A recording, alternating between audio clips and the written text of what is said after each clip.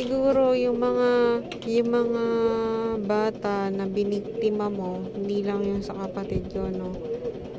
Yung sa kapatid ko, nagkanda sugat-sugat yung mga balat niya ng anak niya.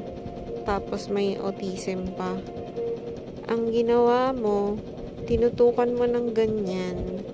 Tapos pinunterya mo yung kidneys. Para halimbawa na kapag nagkaroon ng complications at pag nagkaroon ng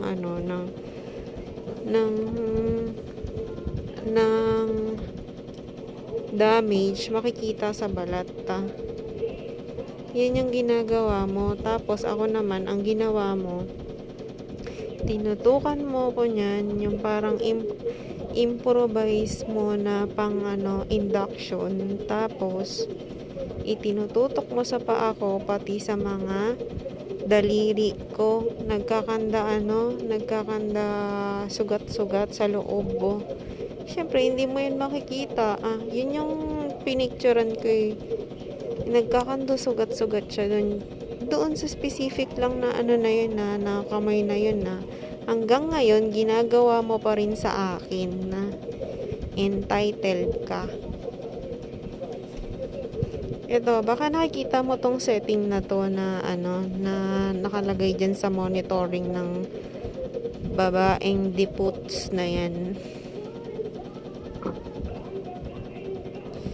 Kasi naglalagay yan dito ng nag-i-insert yan sa kung saan dito. Rinig na rinig ko. Masasaktan ba ako ng barang o kaya ng kulam mo? May panlaban dun eh. Sabi ko sa mga nakakarinig sa akin, paki-include ako sa prayer kasi may nararanasan na akong kakaiba. So, sila, effective yun. Hindi tumatalab yung na yun, yung dasal-dasal, ritual nitong na to, babaeng deputs na to. Tapos, ito namang isa na niya, kakampi niya, naglalagay-lagay dito ng pang-hack. Lalagay-lagay siya ng pang kung ano-ano dito. Na to the point na nagkanda sugat-sugat na yung ko, yung balat ko. Hindi lang yun, nang babaog ka pa.